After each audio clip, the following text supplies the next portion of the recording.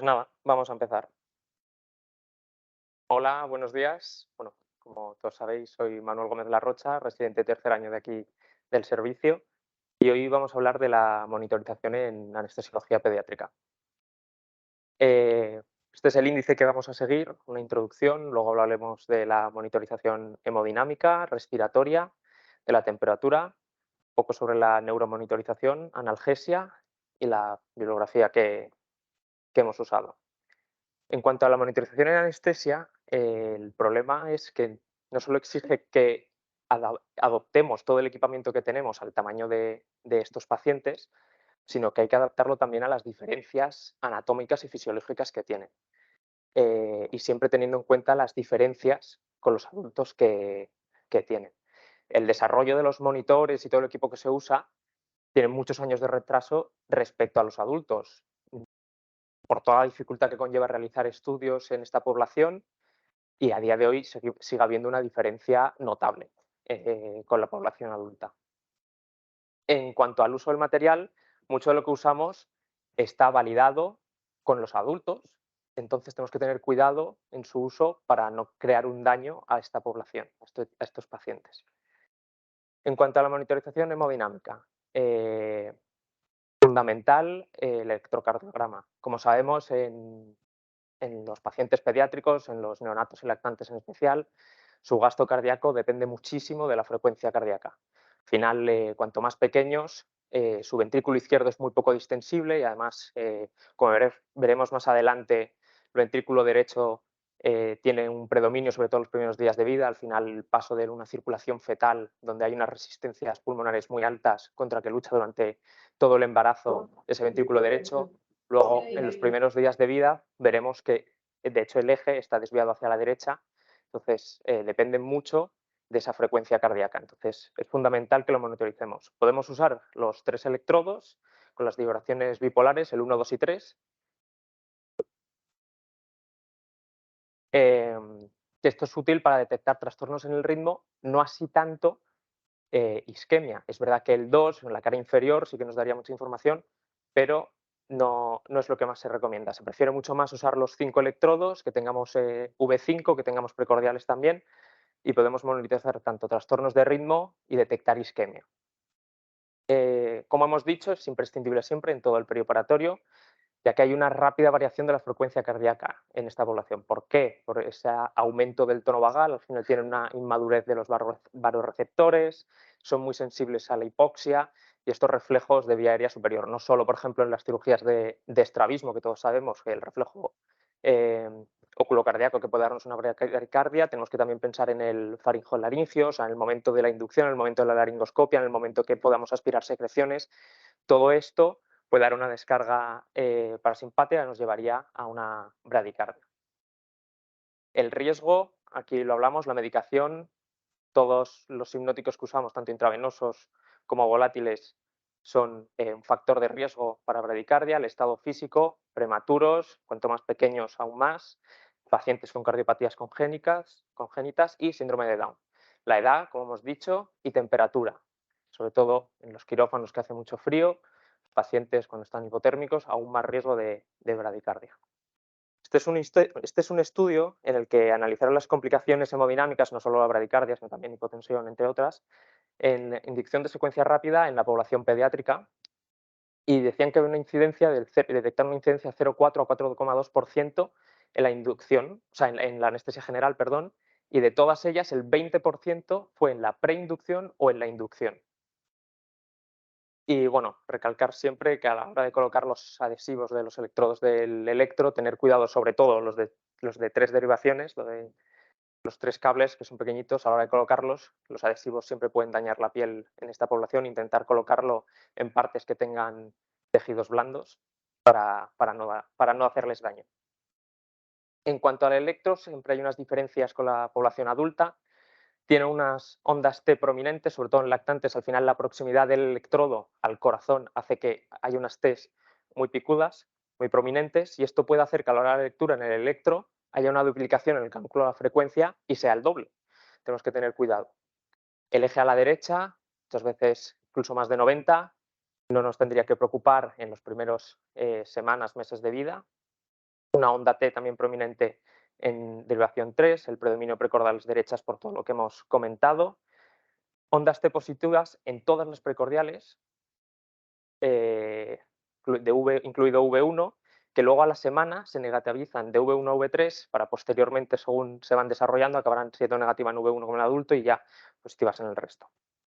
Siempre acordarnos también de la arritmia sinusal fisiológica, respiratoria, al final en la inspiración, que aumenta la frecuencia cardíaca, la expiración disminuye, hay una bradicardia. Entonces ahí hay una arritmia que es completamente fisiológica y que no debe preocuparnos.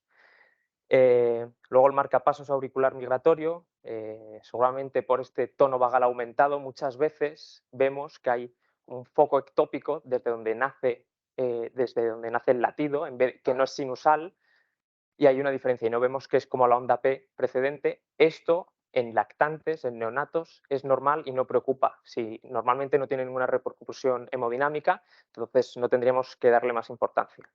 Al igual que el patrón RSR' en V1, es decir, un patrón de bloqueo de rama derecha, solo tendríamos que mirarlo un poquito más, un poco más cuidadosos, si detectamos un soplo, que tampoco sería indicativo de algo patológico, pero en pacientes ya algo más mayores, si tiene el soplo y tiene este bloqueo, a lo mejor descartar una comunicación interauricular. Y luego en pacientes en lactantes también tiene una repolarización precoz, que hay esa elevación del ST, que es al final por un empastamiento de la onda J, que vemos en los electros. Este electro al final sería de un niño, que donde vemos las Ts negativas de V1 a V3, vemos esa arritmia fisiológica, respiratoria, y un electro completamente normal. Luego, en el lactante sabemos que por toda la inmadurez que tiene el sistema nervioso autónomo aún en desarrollo, estos pacientes muchas veces a la hipotensión no son capaces de compensar esta con una vasoconstricción periférica. Y además, por esta inmadurez que estamos hablando, tampoco tiene una respuesta completa, tiene una respuesta parcial a las catecolaminas exógenas que nosotros podamos administrar.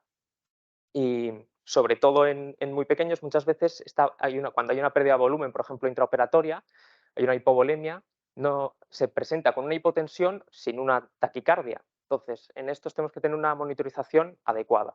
Para ello, el pulsioxímetro puede ser muy útil con la onda pletismográfica para ver esa hipovolemia tanto previo a la inducción como durante la cirugía, para que lo podamos evaluar. Aquí tenemos dos estudios. El primero, el de arriba, hablaba que usaba el índice de variabilidad pletismográfica, el PVI, además del máximo, el mismo monitor que nosotros tenemos en quirófano, y lo usaron en cirugías mayores, en neonatos, en cirugías de gastroesquisis o enfalocele, y vieron que un índice pletismográfico mayor al 18% durante la cirugía nos indicaba que el paciente iba a ser respondedor a fluidos, a una administración de fluidos. Es verdad que esto es un estudio que aún requiere una validación comprobándolo con los índices de lactato, viendo cómo va variando. O sea, este estudio hay que continuarlo, pero bueno, ellos han visto que este indicador sí que nos predice esta respuesta. Y luego hay otro estudio que lo que hacían era, previo a la inducción, el mismo, el índice de variabilidad pletismográfica, antes de cuando lo empezaban a monitorizar en quirófano, si era mayor al 35%, nos predecía una hipotensión en la inducción en estos niños. Entonces ellos recomendaban valorar en estos niños, el estudio fue en niños de 3 a 6 años, valorar si previo a la inducción, pues ya obviamente tengamos no solo cargado drogas vasoactivas, sino valorar también a lo mejor la infusión de fluidoterapia para prevenir esta. O sea, al final son niños que muchas veces cumplen unas ayunas mayor de las que les corresponderían, entonces ya vienen muchas veces ya hipovolémicos. Y luego, en algunos sitios, hablan que con la onda pletismográfica, en niños que tienen una muy buena resonancia y se ve la onda que parece incluso una arteria, puedes ver con la amplitud o con la onda dícrota, pues ver un poco su estado, si hay una vasodilatación o una vasoconstricción, según la onda, como vemos en este cuadro, y aparte, que es un poco complejo y ellos lo calcularon y aún no hay monitores, el tiempo de flujo en el electro, que al final es desde el final de la onda QRS hasta el final de la onda T, al final sería el tiempo de salida por el tracto aórtico. Entonces, ellos decían que si tú tienes en la onda pletismográfica una onda sugestiva de una vasodilatación y en el tiempo de flujo corregido con la frecuencia cardíaca menor a 320 milisegundos, es indicativo igual de que el paciente puede estar hipovolémico y sería respondedor a volúmenes y corregir esa hipotensión no con drogas vasoactivas, sino con fluidos. Y si fuese mayor a 340 milisegundos, no, en principio no sería respondedor. Luego, la presión arterial, la no invasiva, hay muchas maneras de medirlo, ya sea con un fonendo y un esfigmomanómetro manual, pero bueno, en quirófano el óptimo es el automático. Tenemos que tener siempre unas medidas correctas, tiene que ser un 20% más ancho que el diámetro del brazo del niño y tiene que cubrir 2/3 de la longitud de ese brazo. Y tener en cuenta que si es muy pequeño nos va a sobreestimar la tensión que nos dé y si es muy grande va a subestimar la tensión que tenga el paciente. Y recordar siempre configurar el monitor, pasarlo en general a lactante o pediátrico, no solo por las alarmas, sino porque la presión a la que hincha los manguitos es diferente. Si lo dejas en general, lo inflará a unas medidas como en adultos. Después, una arterial invasiva con una canalización de una arteria. Nos da mucha información la onda, no solo la pendiente a la contractilidad, el punto dicroto para ver un poco cómo está esa vasoconstricción periférica, cómo están las resistencias periféricas, el área bajo la curva con la variación del volumen sistólico. Está indicada en cirugías complejas, largas, que se prevea una gran pérdida de volumen. La localización, lo más frecuente, la arteria radial, tener en cuenta que en niños muy pequeños, en neonatos en concreto, pero al final se cierra en días el conducto arterioso. Si es en la derecha será preductal, si es en la izquierda será postductal. La segunda más frecuente suele ser la dorsal pedia o la femoral. En muchos sitios se recomienda directamente la femoral. Problema, no tiene flujo colateral, entonces hay un riesgo de isquemia de ese miembro. Y en el neonato, muchas veces ya los neonatólogos canalizan la arteria umbilical, no se puede dejar más de 48-72 horas, tiene un alto riesgo de trombosis. También si se deja muy alto hay un riesgo de también que haya una trombosis em, de las arterias renales, lo que conlleva un riesgo de enterocolitis necrotizante, un riesgo de isquemia. Entonces tenemos que tener cuidado. Las complicaciones, bueno, como siempre, riesgo de hematoma, un riesgo de infección, 10%, sobre todo si se deja más de 7 días. Isquemia es la complicación más frecuente de estas canalizaciones, de las arteriales, pero suele recuperarse en torno a los 7-10 días. Lo más frecuente es que se resuelva. Embolia y trombosis, que la más frecuente, como hemos dicho, sería en la arteria umbilical. Y bueno, aquí dejo un cuadro en el que, según edad, la recomendación de la localización de la arteria radial y el calibre de la cánula que tendríamos que usar. Luego, el catéter central no solo nos ayudaría para incluir fluidos, fluidos con alta osmolaridad o drogas vasoactivas, también podemos medir la PVC. Ojo en lactantes, que puede ser negativa, va desde -2 hasta +4 milímetros de mercurio. Hay que tener cuidado cuando canalicemos que no haya una entrada accidental de aire. Y las complicaciones, función arterial, neumotórax, hemotórax, infección del catéter y trombosis, sobre todo si elegimos un calibre demasiado grande y se deja demasiado tiempo. De hecho, se recomienda, si se puede, siempre una de acceso periférico por el menor riesgo de infección. E igual, una tabla con el calibre y la longitud que se recomienda según la edad de nuestro paciente, tanto en central como acceso central como acceso central periférico. Luego, monitorización respiratoria, el PULSI, indispensable siempre, esto es lo más básico y que siempre se tiene que usar en cualquier procedimiento anestésico quirúrgico en la población pediátrica, sea donde sea. Recordemos que el objetivo de una saturación en neonatos es del 90 al 93%, evitar una hiperoxigenación que lleva a un riesgo de retinopatía, a una displasia bronquial, entonces tenemos que tener cuidado.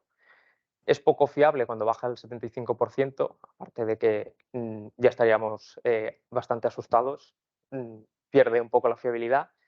Y hay que recordar que el PULSI al final son dos LEDs que envían una luz roja e infrarroja, dos frecuencias que miden. Entonces, por ello hay que evitar que estén excesivamente iluminados. Si hay una iluminación excesiva, nos va a artefactar. Entonces, hay muchas veces que nos falla por eso. Tener cuidado con el decalaje, que puede ir desde 7 segundos hasta más de un minuto. En la oreja es donde menos hay el decalaje, en el pie es donde hay decalaje a veces hasta más de un minuto. Y respecto a la hipotermia en sí, obviamente no es el problema, podría ser útil incluso a 32 grados. El problema es que muchas veces hay una vasoconstricción a esa temperatura, se pierde la pulsatilidad y entonces el pulsi ya no nos dará un valor. En cuanto a la gasometría, claro, si tenemos una cánula arterial, es verdad que se evitan pinchazos, se puede sacar fácilmente, hay que tener cuidado con las extracciones. Al final, neonatos de 1 kilo, si tú vas sacando gasometrías, les puedes también desangrar y crear una hipovolemia. Entonces, en muchos sitios hablan de la gasometría capilar, que al final que se hace, necesitas 1 mililitro, que también habría que tener cuidado en niños muy, muy pequeños. Y la correlación que tiene con la arterial, los valores de pH, bicarbonato y PCO2 sí que tienen muy buena correlación. Sí que es muy útil. Es verdad que en PO2, tanto en aire ambiente como a otras PO2 más altas, no tienen muy buena correlación, pero estas tres sí. Entonces, quizás sí que sería útil para valoración metabólica, o para ver cómo lo estamos ventilando. La oximetría es mucho más fácil, mucho menos invasivo que a lo mejor que tener que pinchar. El problema es verdad que muchas veces en quirófanos, si tenemos un neonato, está completamente tapado, porque donde se recomienda fundamentalmente es en los pulpejos de los dedos, en el pie también en los dedos o en el talón, en los laterales del talón. Entonces, si está completamente tapado, es un poco difícil el acceso. Ese es el principal inconveniente. Que luego en URPA quizás sí que sería útil eh, para valoraciones. En cuanto a los iones, claro, al final por el método de extracción es el pinchazo eh, que das en el dedo, luego tienes, es que al final como si haces un BM test o cuando hacemos un wow check, entonces el problema hay veces que muchas veces hay una lisis celular, entonces te van a dar valores de potasio muy alto, de lactato muy alto, entonces te fías o no te fías. Más o menos, muchos sitios dicen que si uno de los dos valores es correcto o te cuadra, el otro seguramente también lo sea. Pero bueno, los que tienen mejor correlación son los que hemos dicho, el pH, el bicarbonato y PCO2. Estos sí que tienen buena correlación. La capnografía es la medición continua de la presión parcial de dióxido de carbono en el aire exhalado y es la única monitorización que valora vía aérea, respiración y la circulación. Entonces es muy útil porque es el indicador más temprano del compromiso de la vía aérea o respiratorio. Sería lo primero que nos indicaría la forma de la capnografía, que tenemos una hipoventilación, luego nos cambia, o sea, es el cambio de la forma de onda, luego se vería un descenso en el end-tidal y luego a lo mejor es cuando vemos el descenso en el pulso oxímetro por este decalaje. Y la forma nos puede indicar muchas cosas, si hay un broncoespasmo, entonces lo podemos resolver y luego con el capnógrafo valorar que lo hemos resuelto. Es fundamental la capnografía, un papel importante en estos niños. Al final, la hipoxia por una hipoventilación muchas veces es la complicación fundamental y lo que más riesgo y causa de morbimortalidad en estos pacientes en el perioperatorio. eh, por lo que tenerlo siempre en cuenta y en sedaciones, valorar también la capnografía no invasiva con unas gafitas nasales, que también sería muy útil. En cuanto a la temperatura, los pacientes pediátricos respecto a los adultos tienen mucho más riesgo de presentar una hipotermia o una hipertermia provocada por nosotros al final por un excesivo intento de calentar al paciente, parte de la hipertermia maligna.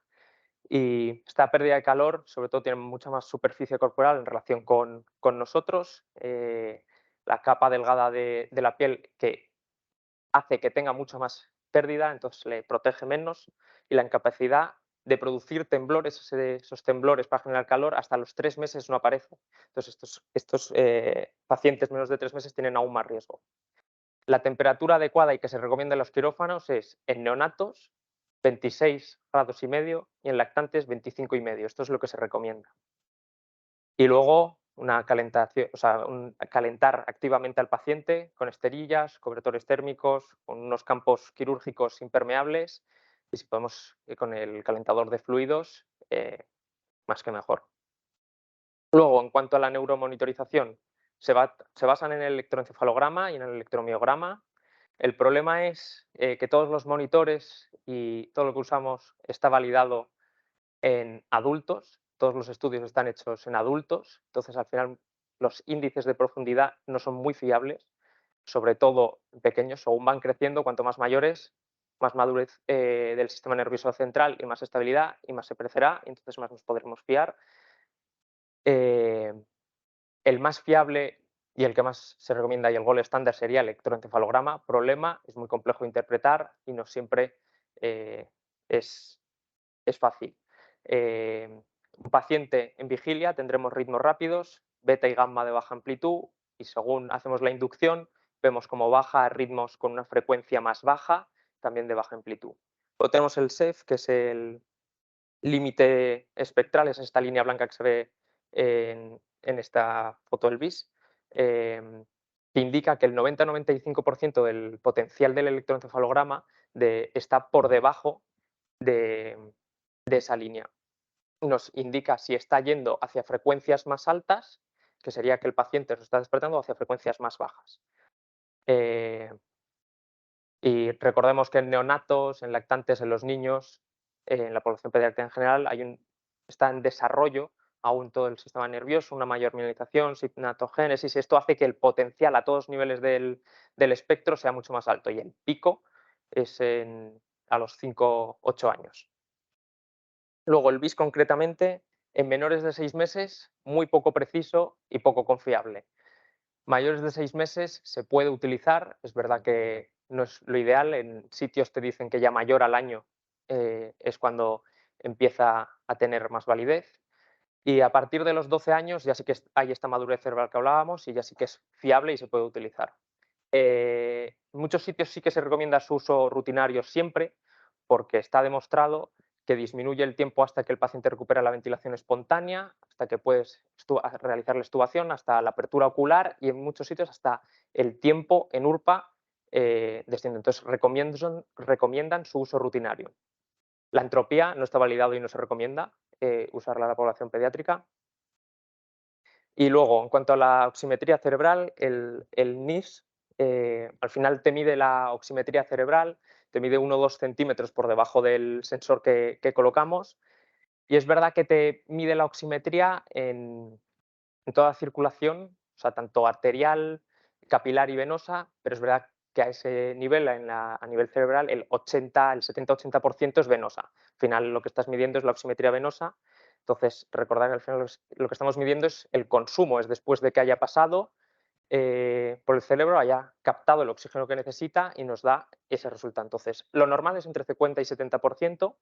Una desaturación cerebral sería que esté por debajo del 50% o que haya un descenso del 15-20% respecto al valor basal inicial que teníamos, y el hiperflujo cerebral del 85-90%.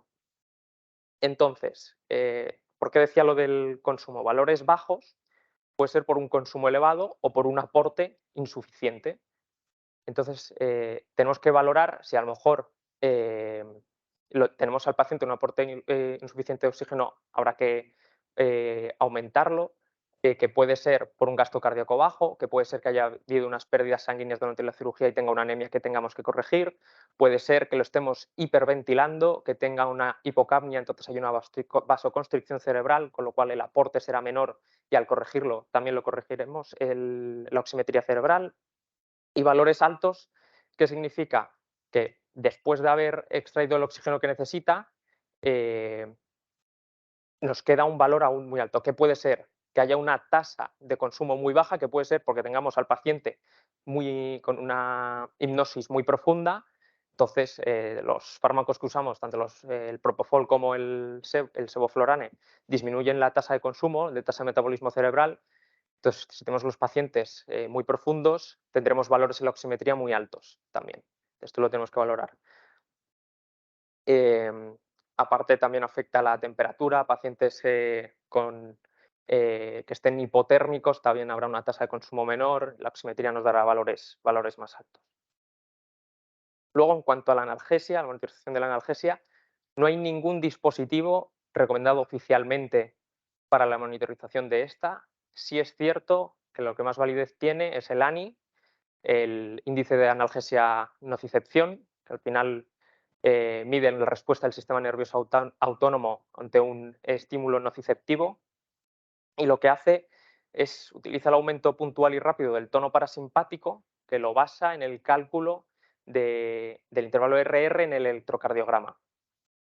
Entonces, valores mayores de 70 indicarían una actividad simpática excesiva y valores por debajo de 50 una actividad simpática excesiva. No sé si lo he dicho al revés, mayores de 70 parasimpática. En menores de 2 años hay un monitor adaptado, que es el NIPE, eh, que es otro cable distinto, es otro monitor distinto que en el ANI lo que sí que se ponen son dos pegatinas, V1, V2 a los dos lados del tórax. En el NIPE usa el propio electro del monitor que estamos usando. Entonces, el ANI óptimo sería entre 50 y 70 y en niños bajo una anestesia general, un ANI por debajo de 50 nos indicaría que tiene una analgesia insuficiente. Y digo bajo anestesia general porque en vigilia o en sedaciones em, em, leves moderadas no está indicado usar el ANI porque hay muchos más estímulos que van a hacer que haya una descarga del sistema nervioso autónomo, entonces no tiene validez. Y obviamente no estaría indicado en pacientes que tengan un marcapasos o que tengan un ritmo distinto al sinusal. No lo podríamos usar. Aparte, si también están en una ventilación mecánica alta frecuencia que usan en los neonatólogos. Entonces, conclusiones ante cualquier procedimiento que vayamos a hacer, monitorizar siempre el PULSI, es la monitorización básica y que tenemos que tener siempre. Tener en cuenta los pacientes tienen una reserva funcional, una capacidad de reserva funcional mucho menor, entonces la desaturación aparece mucho más pronto. Los episodios de hipoxia son el principal origen de las complicaciones en nuestros pacientes. Tener siempre presente las variaciones fisiológicas hemodinámicas para el monitor con el electrocardiograma y recordar la dependencia que tienen estos pacientes para mantener el gasto cardíaco de la frecuencia cardíaca. En neonatos y lactantes se puede presentar un episodio de hipovolemia con hipotensión y sin que aparezca una taquicardia. Quizá valorar si es posible y un acceso fácil, sobre todo en ULPA o en niños mayores también, que a veces el acceso es más fácil, la gasometría capilar, valorar el pH, PCO2 y el bicarbonato, ver cómo lo tenemos metabólicamente y ventilado. Y sí que se recomienda usar la monitorización, la neuromonitorización de profundidad anestésica de rutina, ya que disminuye los tiempos hasta la extubación y en el despertar. No así, no se recomienda aún la oximetría cerebral, es verdad que no está recomendado de rutina, porque aún en los estudios que se ha hecho no ha demostrado que haya cambios significativos en pacientes que ha habido a lo mejor un descenso en la oximetría cerebral eh, explicado o a veces no explicado, con una repercusión neurológica posteriormente. En los estudios que se han hecho aún no se ha demostrado. Obviamente sí que se sospecha que sí que debe tener su impacto y se recomienda, pero no es de rutina en los estudios que dicen que hay que usarlo siempre. Y luego la monitorización analgésica, nada se recomienda oficialmente y lo que más validez tiene es el ANI o el NIPE en niños menores de 2 años. Esta es la bibliografía que he usado y nada, muchas gracias.